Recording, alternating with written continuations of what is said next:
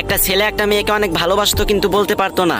অনেকদিন অপেক্ষার পর অবশেষে ছেলেটি মেয়েটিকে গিয়ে বলল, আমি তোমাকে অনেক ভালোবাসি। মেয়েটি কিছুই বলল না এবং ভাবলো দেখি একটু পরীক্ষা করে যে সে আমাকে কতটুকু ভালোবাসে। এরপর থেকেই শুরু হলো ছেলেটিকে কষ্ট দিয়া অবহেলা করা, খারাপ ভাষায় ব্যবহার করা, আরো কত কি।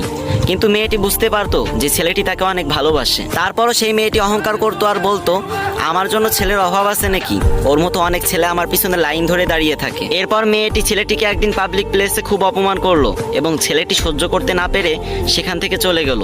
তারপর থেকে ছেলেটি আর মেয়েটিকে কখনোই বিরক্ত করেনি। এরপর অনেক দিন কেটে গেল এবং মেয়েটার খুব খারাপ লাগতে লাগলো এবং সে বুঝতে পারলো যে সেও সেই ছেলেটাকে ভালোবেসে ফেলেছে। এরপর মেয়েটা ছেলেটাকে খুঁজতে খুঁজতে তার বাসা পর্যন্ত চলে গেল এবং তারপর সে শুনতে পেল তার পাগলটা এখন আর দুনিয়াতে নেই। ওই দিন মেয়েটি পাবলিক প্লেসে খারাপ ব্যবহার করার পর ছেলেটি বাসায় ফেরার সময় একটা রোড অ্যাক্সিডেন্টে মারা যায়। তাই আমি আপুদেরকে বলতে চাই, কোনো ছেলে যদি তোমাকে ভালোবাসে